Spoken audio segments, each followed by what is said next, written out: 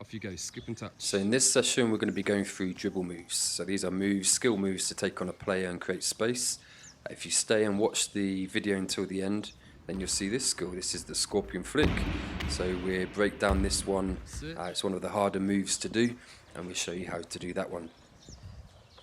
Before we go into dribble moves, make sure that you go through a warm-up, and don't forget the warm-up should consist of one element to raise your heart rate, another element to make sure that you build up your touch and get comfortable on the ball, and then it should also involve some stretches to help prevent injury and also to increase your range of movement. So we're going to go through 12 dribble moves today, and they're broken up into 3 levels. Level 1 being the easiest one, through to level 3 being the hardest one.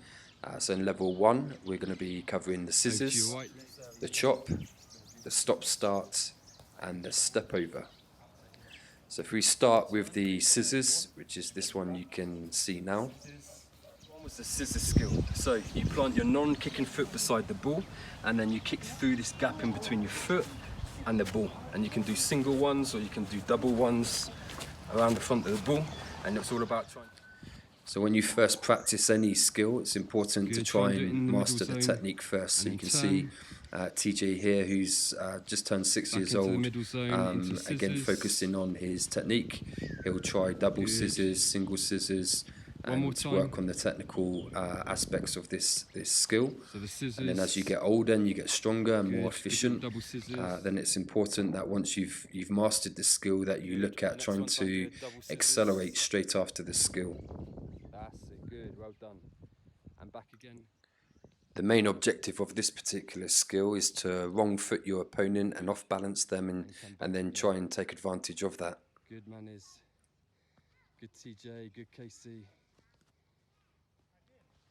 You're going to step over the ball with your non-kicking foot. As you do, you're going to chop it through your legs and go that way. This foot comes over top of the ball, round this way, and then chop it with the inside of the foot to the other direction. As we discussed in the turns video, it's not necessarily the case that you have to try and get every single skill you know in one single match. It's just simply that if you have a nice variety of different skills and dribble moves, when you do need to use it, then you have the ability to pull out the skill in whichever scenario is required. Make each one better. And as you master the skills and the different number of skills, it has crossover elements as well, so it's going to help you with your coordination, your changes of direction, your agility, your speed, your touch, your passing, your dribbling, your shooting. So there's lots of reasons to try and practice these different skills and turns, not just to execute the skill in the match, but because of the crossover skills which you'll get by practicing Okay, these make the next one particular the best skills. one. Good job, that was a good one. So the stop-start skill is a slightly different move in terms of you wouldn't really use this one facing the opponent. This is one where you're probably dribbling with the ball, and you have an opponent chasing you, or they're beside you, and you want to try and create some space. So the objective of this one is, again, going by the philosophy of some defenders and coaches who advocate to watch the ball and not the player's feet. You're trying to get a sudden stop on the ball and then a start again, so you're trying to make the defender hesitate. You're trying to make the defender stop, thinking that you're going to stop. And before they can react, you're already dribbling in a different direction and creating some space. Good try, well done, well done. Good. Good.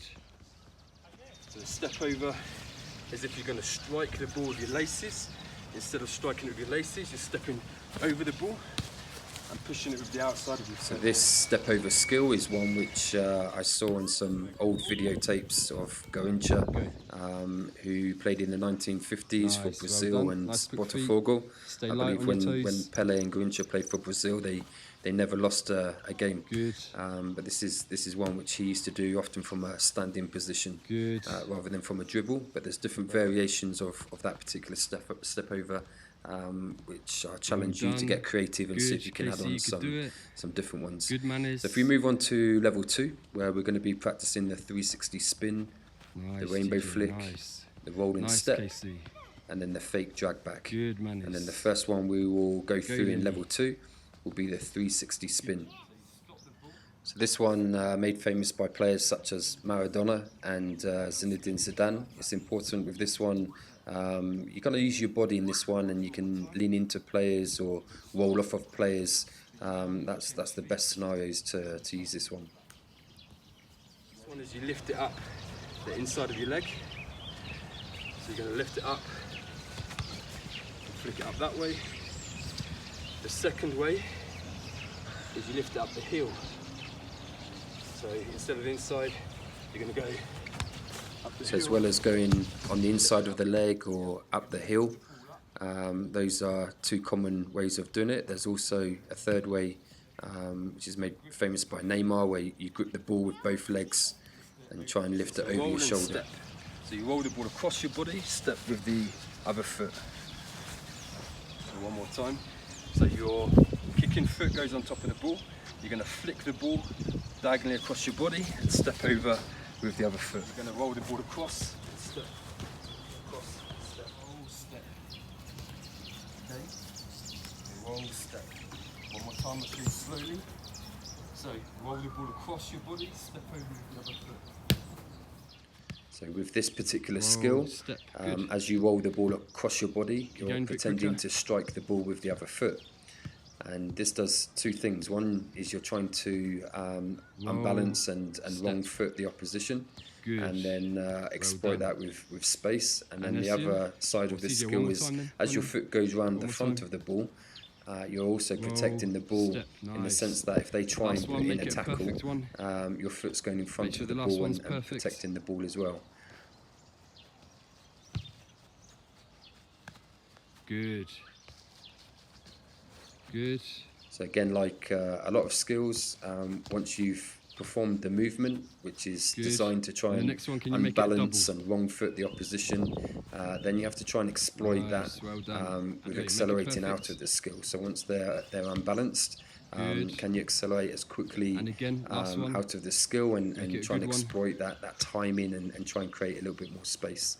So there's a few variations with this particular skill, like many other skills. So if you can do the first one, the rolling steps, if you can roll, step, and then flick the ball with the same foot. So roll, step, and then flick with the same foot. So it's just getting an extra touch. And then again, if you can do that one, then this is the roll step with the elastico behind the standing leg. So moving on to the fake drag back. This is similar to the stop start in terms of what you're trying to achieve with this particular skill. It's just a slightly different move, but you'll do this one when the opponent is chasing you from behind or from the side. You want to create a hesitation on the ball and try and make the defender hesitate, try and make the defender stop, and then you're reacting quickest because you have the ball and you know what you're going to be doing. So you want to be then accelerating out of this skill and trying to exploit the opposition's hesitation and trying to create space for yourself. Good. And again. That's it.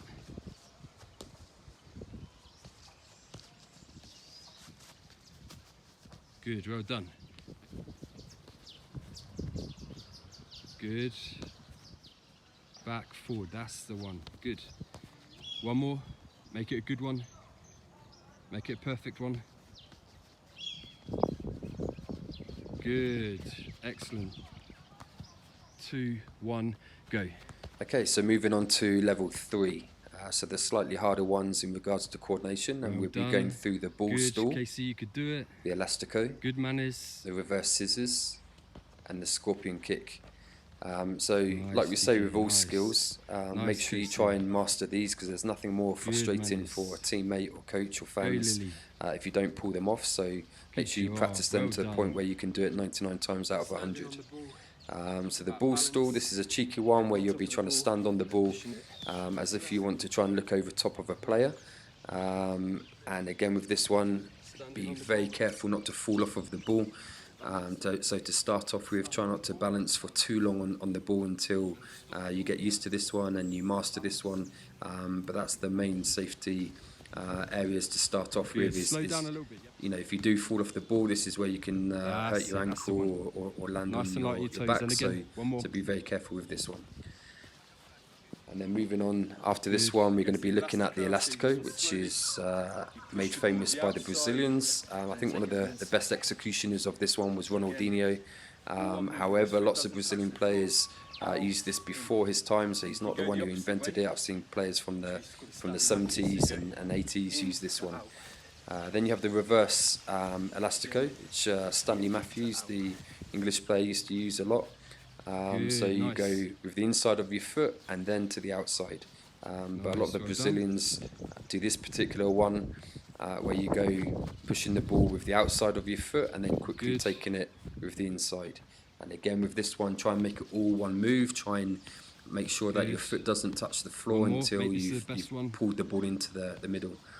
But the idea with this one again is for those defenders who watch the ball and not the player's feet. Then you're trying to create that movement. So this is the reverse scissors. So again, one which you probably wouldn't use too much. I think I've used it once in my career, and it was actually playing futsal rather than association football. So a nice little challenge. See if you can get this one with the coordination. So it's almost like you're doing the scissors, but in reverse. And then this is the final one, the scorpion flick. So this is one which I did in my late teens, which I saw a Nike advert where someone backheeled it against the wall behind them and then it went over their head, and I was kind of thinking about how you could do that without the wall. So with this one, it's a very difficult one to do.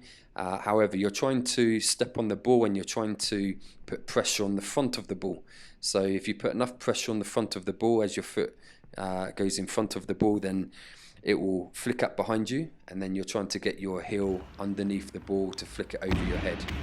This is normally one which is associated with myself, one of my trademark skills. It's one which I've challenged lots of players in the past to try and do, and it's a very difficult one, not one that I've seen any other player manage to pull off.